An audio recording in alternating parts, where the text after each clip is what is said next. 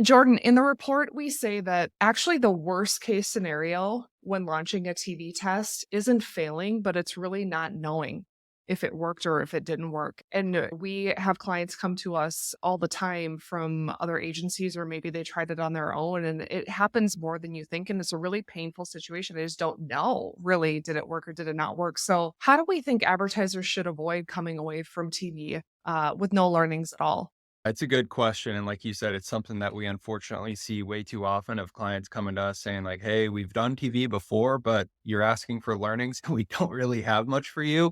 How do we avoid that? And I think it starts with the test structure, right? So it's getting a budget amount where we have a reasonable expectation that, yeah, we are actually going to see the needle move and not like with a microscope, but it's kind of to the naked eye, you can see movement, whether we're talking at a local or national level. And then I think it also comes down to the variables and other things you're doing in other channels that are changing, or more importantly, not changing during the test. So many times, even it happens with our advertisers where we launch a test, things are looking great. And then they're like, oh, yeah, by the way, we completely changed our website on the day that we launched TV, or oh, we started a new promotion, or we launched another new channel or two all on the same day or week that we launched TV, which completely muddies the results and makes it really hard to know with any sort of confidence what's what. And so I think we need to be okay with truly having a fairly controlled experiment where the only variable you're changing is TV, whether it's a national or a local test,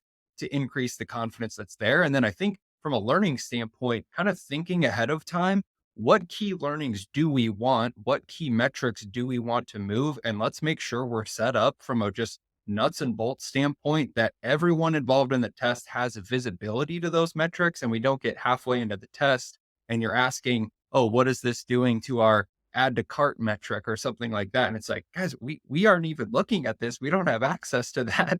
And making sure that all KPIs are visible at the end of the day so we can answer the most important questions and get the learnings that are going to be the most valuable. I love that advice too, related to micro macro business, right? Just before we've even started, if we know TV can or should, or we'd really like them to drive impacts in all three of those areas, what would they be? And we might not be able to see them all right away. I think that's where someone that has a lot of experience in TV can go, like, okay, in the business bucket, we have a lot of confidence that TV can do this, but here's some general guidance as to how long that might take or how much we might need to spend to be able to see some of those impacts.